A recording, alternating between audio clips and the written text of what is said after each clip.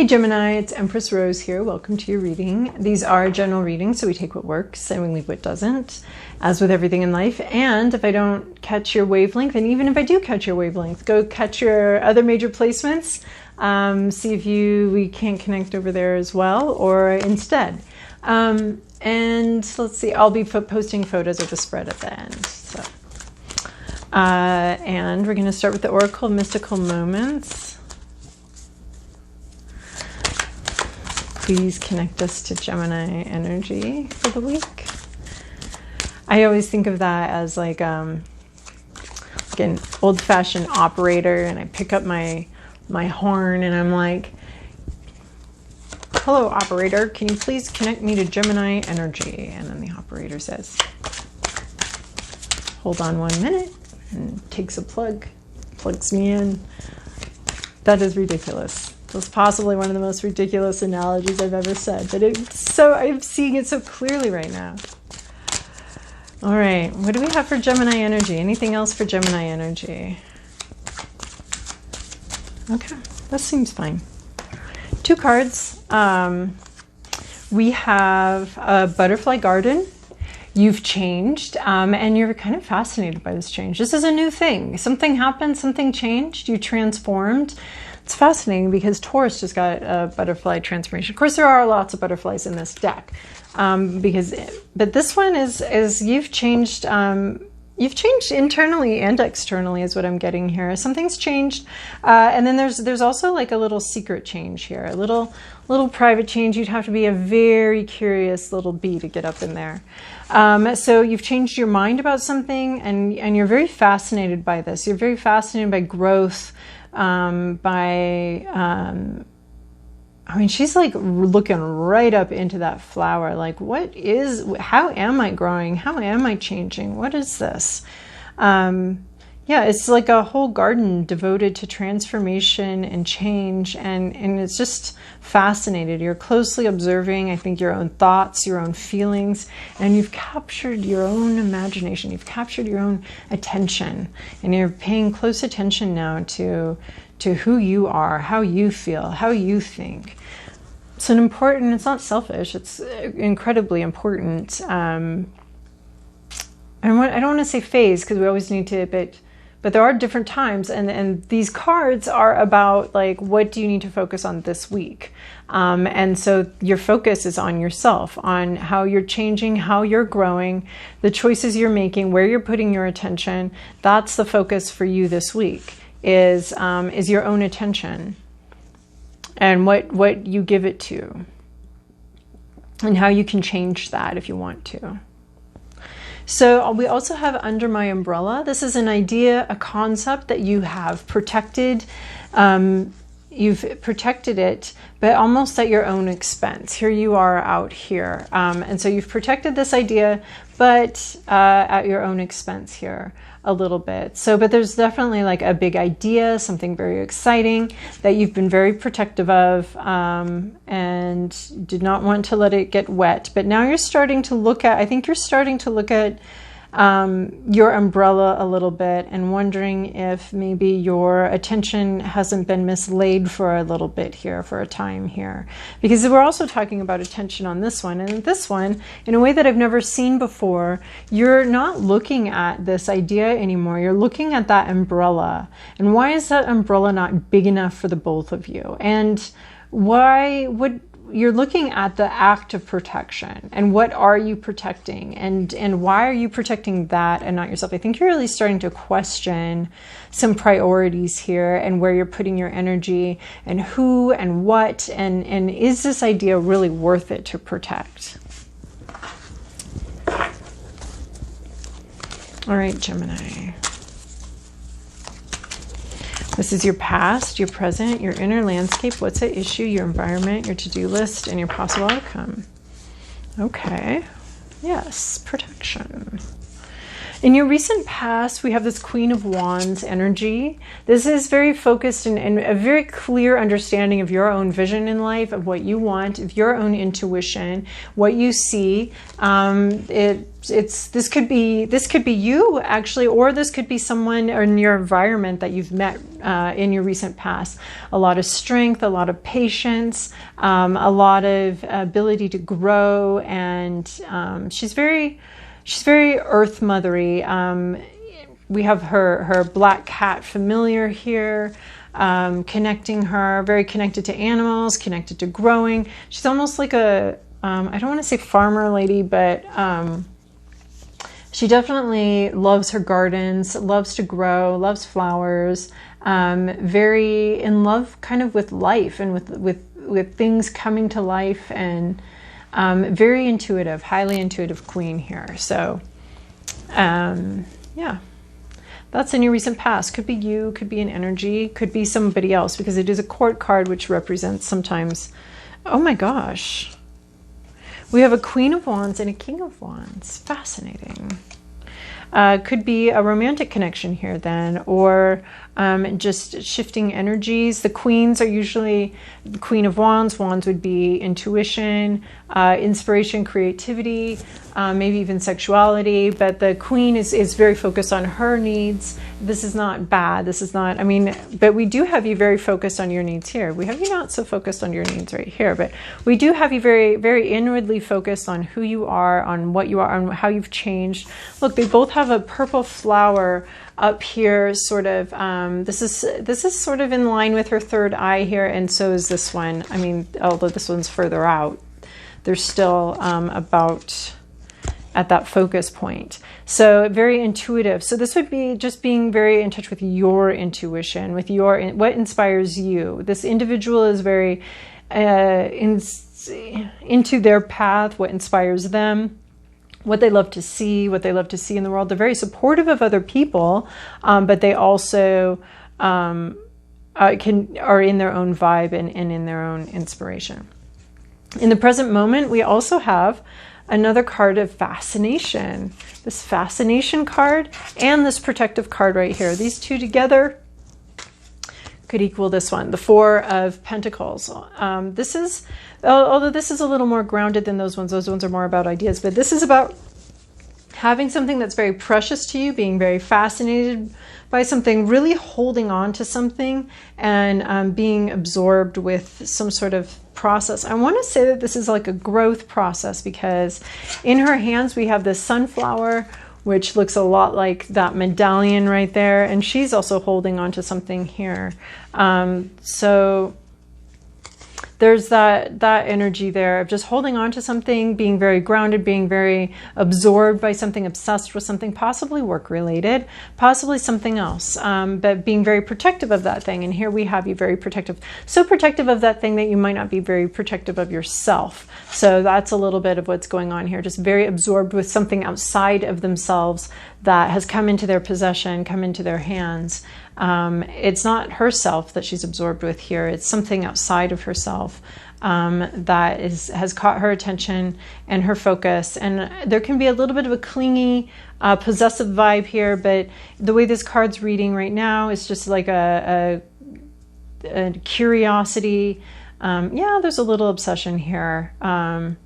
Yeah, because it would be obsession that would leave yourself out. That would leave yourself unprotected. So, so this is a little bit of my precious here. And then in your inner landscape, we have Eight of Swords. We have you feeling like you can't move forward. These are all your own negative self-talk.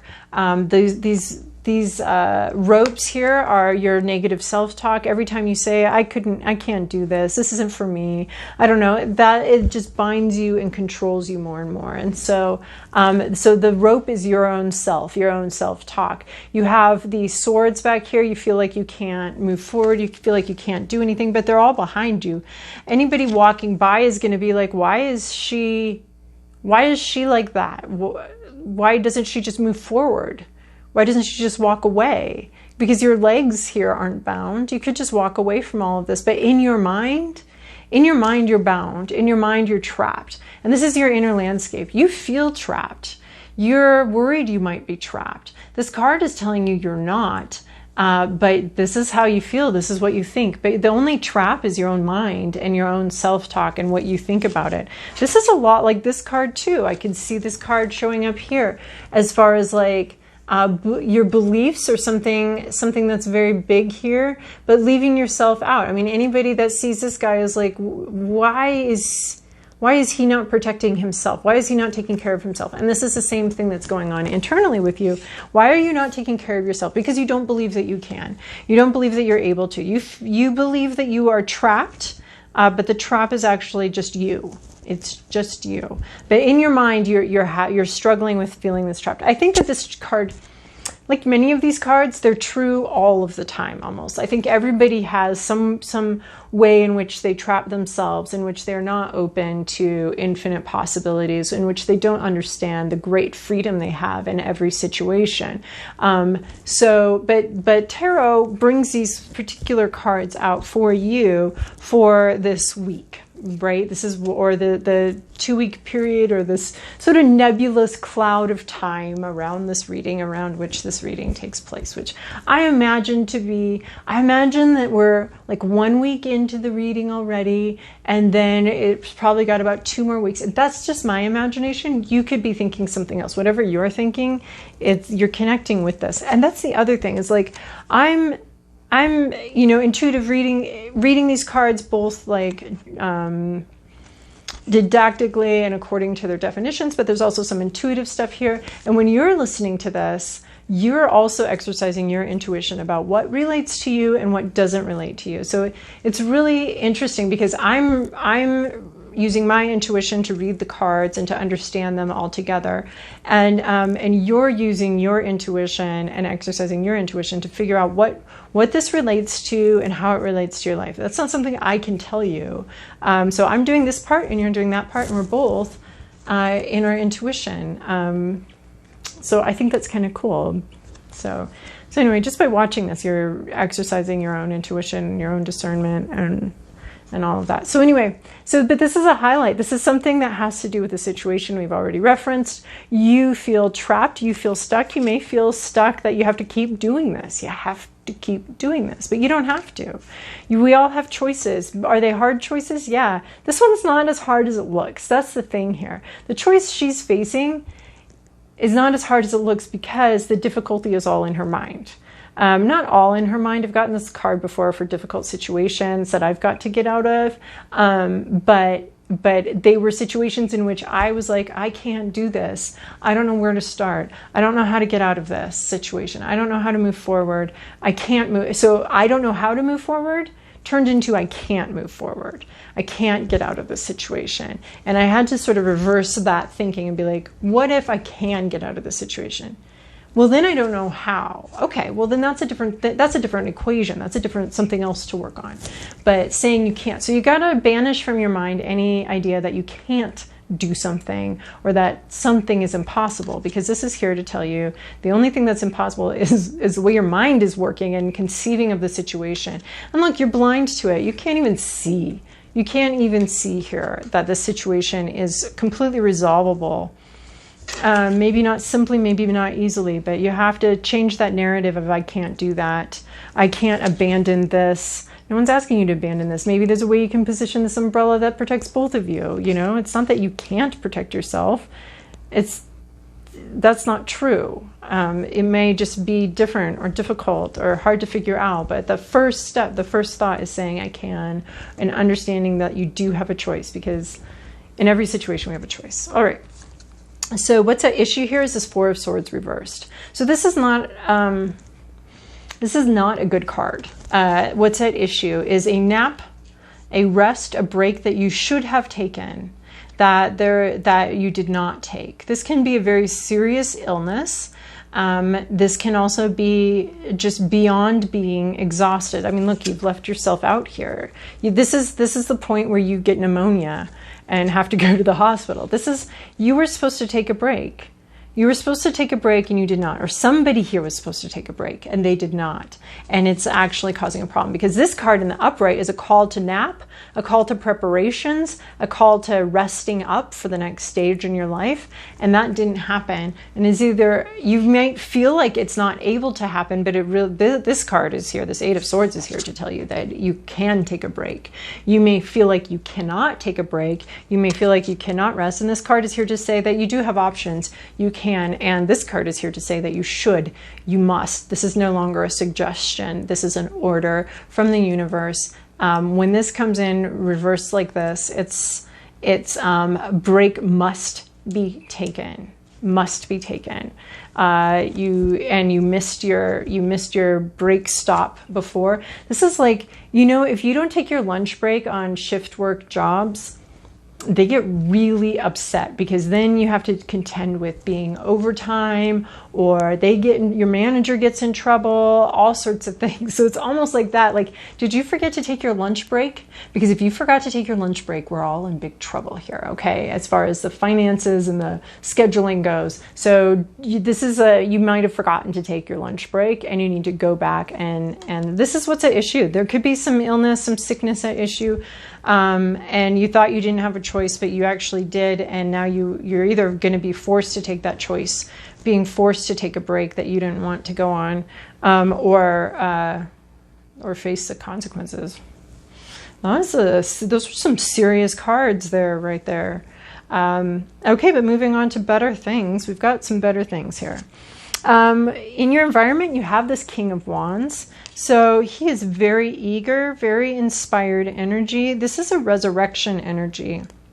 In your environment is sort of this resurrection energy. Somebody here is very eager, very excited, has a visionary. They've got the patience, they've got the time, they've got the whatever to make this happen, but they're very excited to make it happen. They're eager. And visionary, coming back to life. So there's someone that could be coming back into your life or something like that, that's very excited and eager to be here. Whether you are or not, or whether you feel like you can take advantage of the situation, I don't know. And then your to-do list is this Nine of Cups energy. This is this, so your to-do list is to come into a sense of ownership and fulfillment, winnerness. Maybe you're feeling like a loser, but that's just in your head. This card, this is fascinating to me, because this card is your to-do list. So what do? You're supposed to stand there and enjoy what you have and enjoy what you've achieved. And you're not doing anything. You're just standing there, but you've got your money. You've got some emotional fulfillment, some stability here. You have this. And I think your job is to own having this. Like, you have this. So be proud of what you have. Maybe it's not the whole thing. Maybe it's not. Be proud of the way that you've changed and you've grown and your emotional fulfillment. Be proud of what you've done. This is a call to being proud of what you have. So for whatever measure of health and happiness that you do have, be proud of having achieved that. That's not nothing. And self-confidence. This is about working with issues of not having self-confidence. And I don't mean that in like I don't have self-confidence, I'm bad, but like not having the confidence to be able to deal with a situation, not realizing that you can deal with the situation, not realizing that you can change your situation. But here you're coming into this confidence. You can accomplish things. You can change the situation. You do have a lot of options. Maybe this is feeling like people are feeling sorry for you and see you as this trapped damsel in distress. And this is to be like, you're not a trapped damsel in distress. You're an extremely successful person. Out here, he's displaying his success. He's got his trophies on the ground and not in a shelf in his house, but he's got his little emotional trophies here. So this is coming into more ownership of what you have achieved and a sense of success and not a failure, not of being trapped. You're not a damsel in distress.